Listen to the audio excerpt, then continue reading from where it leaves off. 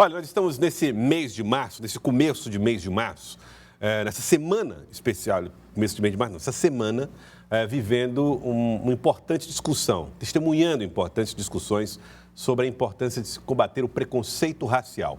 E nós vamos falar a respeito desse assunto, e focando em uma categoria que tem sentido na pele, de maneira muito específica, esse tipo de preconceito. Eu vou receber aqui Débora Radassi, que já está vindo aqui ao nosso Jornal do Piauí. Débora, seja bem-vinda mais uma vez. Obrigada, Joelson. Você, boa tarde a quem acompanha o Jornal do Piauí. Bom, Débora, o preconceito racial ele se manifesta de maneiras que você traz sempre aqui, inclusive, para as nossas conversas, para os nossos diálogos. E tem uma categoria que nos presta serviços tão fundamentais e que enfrenta dificuldades por isso. Que sofre muito, Joelson, com isso. Olha só, dia 21 de março é o dia de eliminação, da discriminação racial. É uma data, proclamada pela ONU.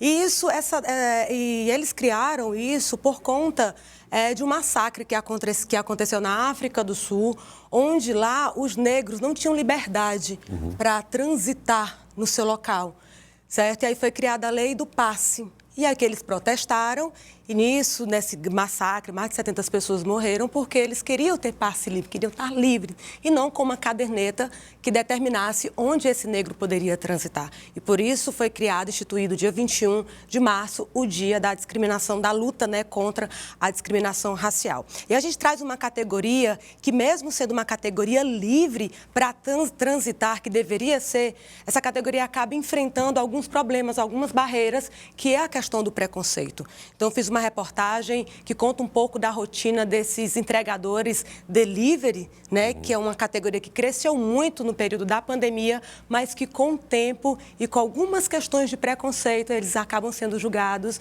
e afetando diretamente no seu serviço. Vamos acompanhar com Débora Radassi.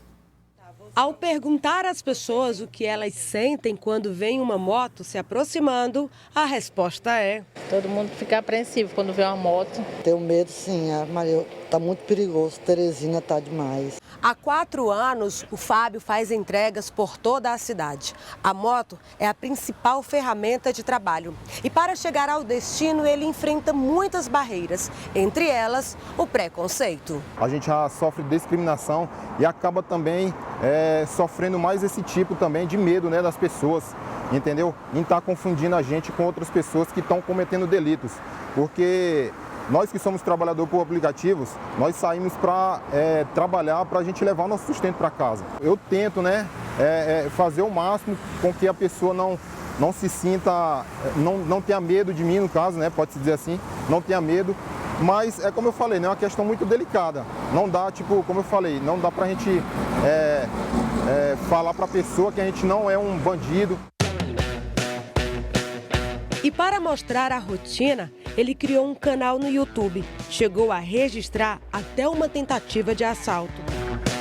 Um dos fatos que aconteceu comigo foi essa tentativa de assalto, no caso no qual eu estava gravando com minha câmera no capacete e acabei tendo essa tentativa de assalto. Dobrar nessa. Você é louco. E eu vacilando a moto agora, ó. E eu vacilando era tudo. Meu Deus do céu, mano. Os caras trabalhando que não, viu, mano? Mas roubar os outros eles querem, viu?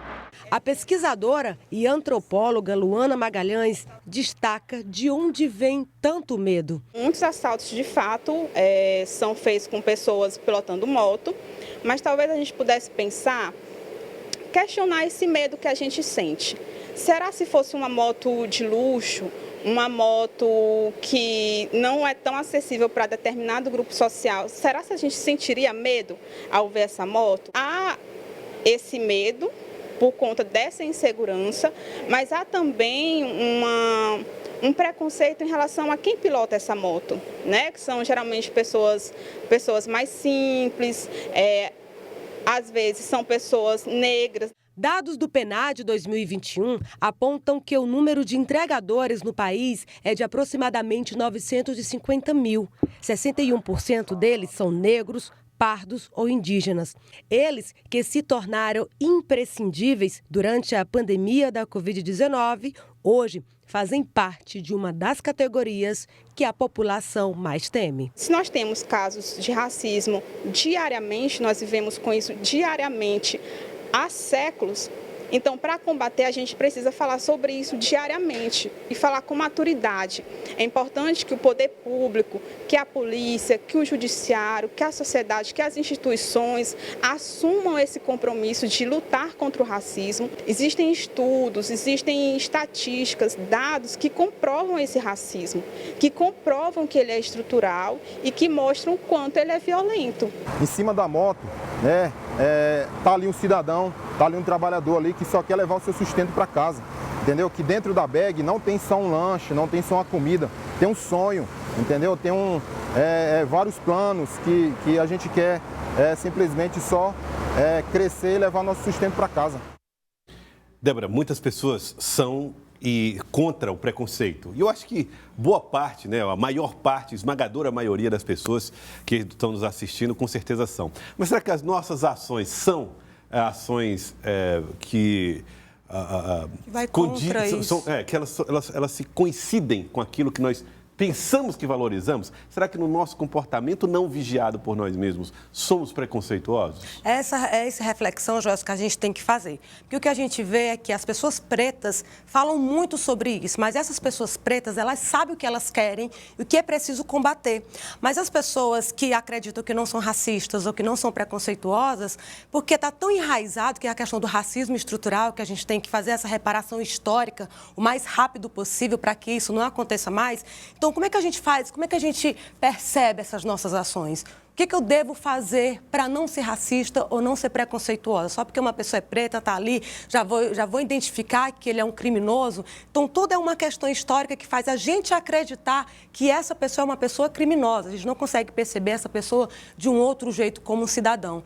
Eu acho que a única saída, realmente, Joelson, é ler bastante e a gente perceber toda essa nossa história, o que nós aprendemos, o que de fato ficou ali nas entrelinhas, o que de fato não foi contado na nossa história, nesse período de colonização. Eu acho que todos os dias a gente deve acordar e pensar assim, hoje eu não vou ser racista, eu vou ser antirracista e ficar atentos a essas questões. Tem as redes sociais, tem o Instagram, Facebook, tem livros. Você chega numa livraria, só o que tem, livros que falam sobre racismo no Brasil e fora também. Eu acho que a gente deve parar para pensar e ler um pouco mais sobre isso, porque assim eu vou conseguir perceber e ir eliminando essas atitudes racistas. Muito importante que cada um possa refletir sobre esse assunto, antes de se dizer um antirracista, mas se entender de que jeito pode agir para, de fato, não ser um racista. Exatamente. Né? Isso é muito mais complexo do que a gente pode imaginar. Mas...